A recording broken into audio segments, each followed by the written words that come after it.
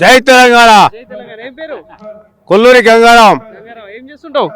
వ్యవసాయం. వ్యవసాయమేనా? ఆ, ఎట్లుంది మరి కాంగ్రెస్ ప్రభుత్వం పాలన ఎట్లా అనిపిస్తా ఉంది? రైతుల పరిస్థితి ఎట్లుంది? పాలన మంచిగా ఆ.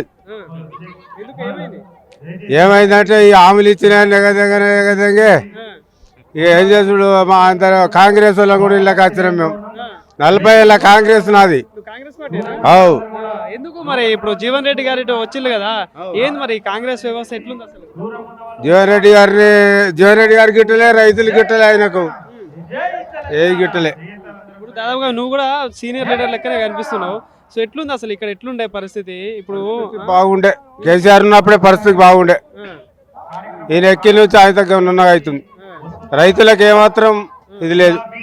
ఇప్పుడు ఇంత కష్టపడ్డ జీవన్ రెడ్డి గారు ఆయనకు అవమానం జరిగిందని పార్టీ ఓడిలు ఏంది అసలు ఏం చెప్తారు దానికి సంబంధించి? జీవన్ రెడ్డి గారి గురించి ఏం చెప్తారు? జీవన్ రెడ్డి గారు పాపం 40-45 ఏళ్ళ సీనియరు. ఉమ్. ఆయనకు వినత్తలేనట్టు లే, లే, వస్తది, వస్తది. ఇదే. 45 ఏళ్ళ సీనియరు. పోనీ అదృష్టం అందరు గెలుతారని కాదు, గెలవరని కాదు. గెలవకపోగానే ఏదో ఒకటి నామినేటెడ్ పోస్ట్ ఇయ్యలే. చూసి ఆయనతో 30 నెలలు చూసి ఆయనతో జంప్ అయ్యిండు. ఆయనతోటి కార్యకర్తలు అంతా మేము జంప్ అయ్యాం. అందరూ అందరం జంప్ అయినాం. ఆయనతో పాటు ఎందుకు పోతున్నారు? ఆయనతోటి పాట అంటే మంచిగా అనిపించలేదు మాకు. ఏది కాంగ్రెస్ పార్టీలో కాంగ్రెస్ పార్టీ అధికారంలో ఉంది కదా కాంగ్రెస్. అధికారం ఉండని ఇంకో 2 ఏళ్ళు అయితే మళ్ళీ మన ఇదే వస్తుంది, ఏది వస్తది? బీఆర్ఎస్ వస్తుంది. ఏందంత కాన్ఫిడెంట్? అట్లా అయింది, అట్లా వేసుకుంటూ ఉండు ఆయనే రేవంత్ రెడ్డి గారు. మంచిగానే పాలన చేస్తున్నా, ప్రజాపాలన అందిస్తున్నా అంటున్నాడు కదా. అంటాడు, మందికి కూడా మంచిగా చెప్తాడు, నెంబర్ ఏకి చెప్తాడు, మంచిగా చెప్తాడు. సంగతి ఏంది మరి? ఆ? పథకాల సంగతి ఏంది? పథకాలన్నీ ఇస్తలేడు కదా, ఏ హామీలు ఇస్తలేడు కదా. ఒక్కటి బస్సు అనిపోయి వస్తుండు, ఆ బస్సు గంగలైంది, ఆడవాళ్ళు ఆళ్ళు తిడుతున్నారు. సో ఇప్పుడు ఈరోజు కేసీఆర్ గారు ఇక్కడికి వస్తున్నారు. సో ఏంది ఎట్లా అనిపిస్తుంది? ఏం చెప్తావు? కేసీఆర్ గారు అయితే స్టేజ్ మీద మాట్లాడమంటే మాట్లాడుతానేనండి.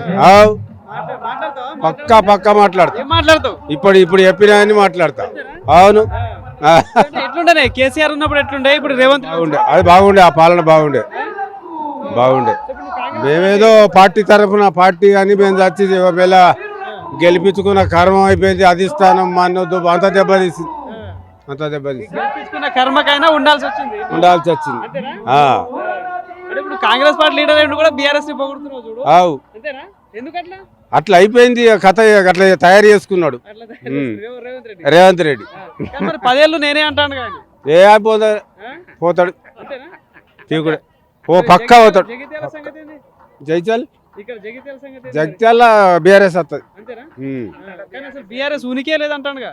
అంటాడు, అట్లే అంటాడు కానీ అట్లా కలదు ఇక. అంతే, ఇక మళ్ళీ గెలిపించుకుంటారు అయితే. పక్కా రైతు నష్టం.